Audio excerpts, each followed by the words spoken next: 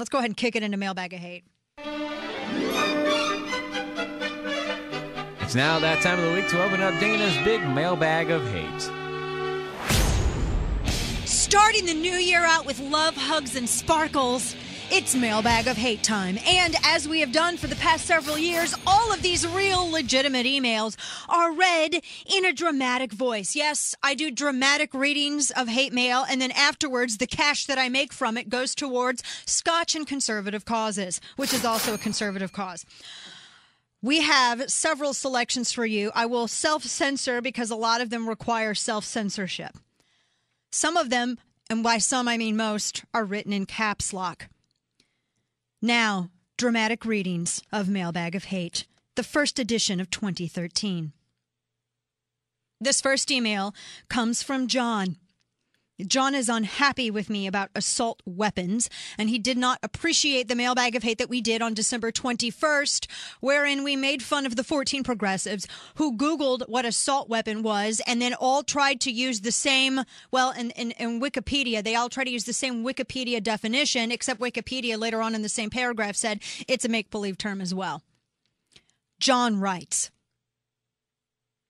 Dana, you are so full of... Assault weapons are real, and they assault people a lot. They can assault more people in less time. We wouldn't have all of these assault weapon deaths if we would realize that we are at a point in society where we don't need guns. If you have a problem, that's what the police are for. Stop trying to do cops' jobs. John. That dude votes entirely in caps lock. I feel like an elderly person is yelling at me. I'm trying to internet here. Stop it. This is, first and foremost, assault bats. This is an assault email because it assaulted me. Police, according to numerous Supreme Court cases, most recently Castle Rock versus Gonzalez, have upheld the ruling that police have absolutely zero legal obligation to protect your life. Furthermore, the response time for a 911 call on average is 10 minutes. Ultimately, it is your responsibility to protect yourself and your family. So stop trying to prevent people from protecting themselves. We're at a point in society where we don't need guns. You know who else said things like that? Hitler. Moving on. This is, I don't know if this is... Well, no, I'm going to wait. This is Matthew. Matthew's trying to be snooty with me. You're wrong is the subject. Y-O-U-R. So I apparently have a wrong. My personal wrong. Matthew writes, Hello, Dana. It saddens me that you conflate the Second Amendment with the promotion of violence. The Second Amendment is an antiquated amendment, as erroneous as prohibition.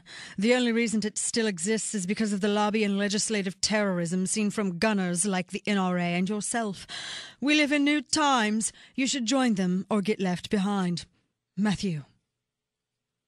He seriously just compared the Second Amendment to prohibition. That dude did.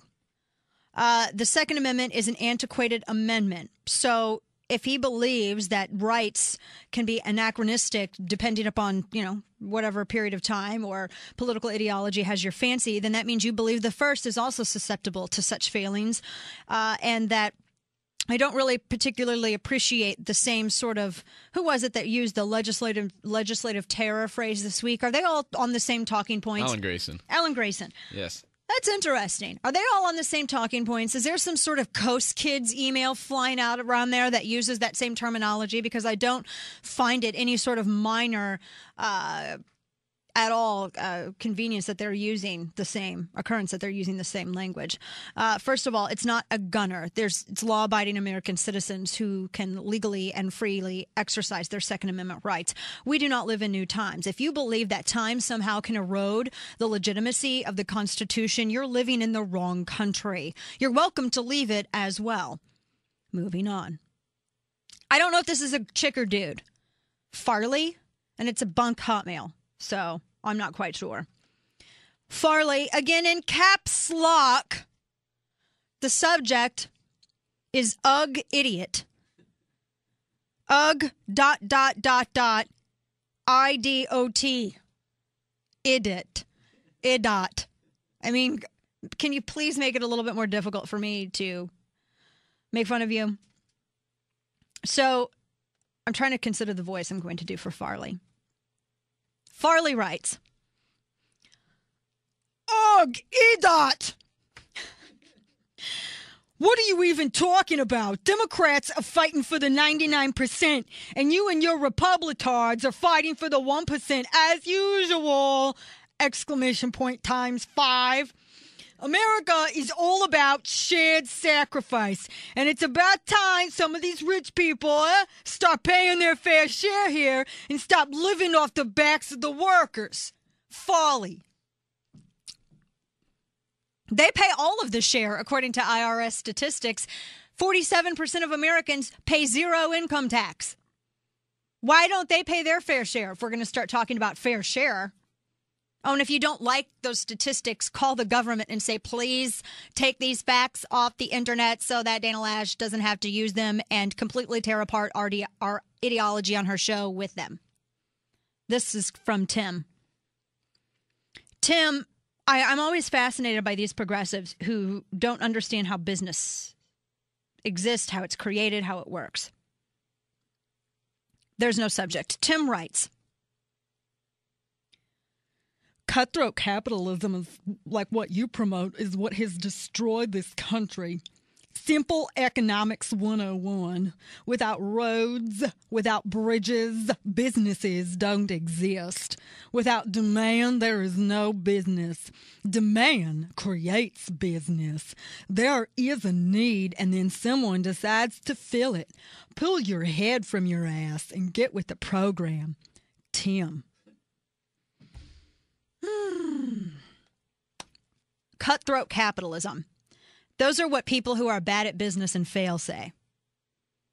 Because they can't cut it in a world with competition, in a world where they are as good as their merit.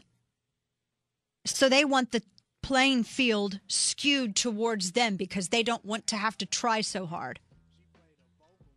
Without roads and bridges, who the hell do you think pays to put the roads and bridges there? Without roads, without businesses, where do people get the money for roads and bridges? Business, find a need, fill a need. That's true. That can work. But there are also people, do you think people needed an iPhone? Did people need an iPod? No. It's innovation. Something that was created and people desired it thereafter. Pull head from butt. Didn't comment. We're going to go to the phones when we come back. It's Open Line Friday. Keep it here.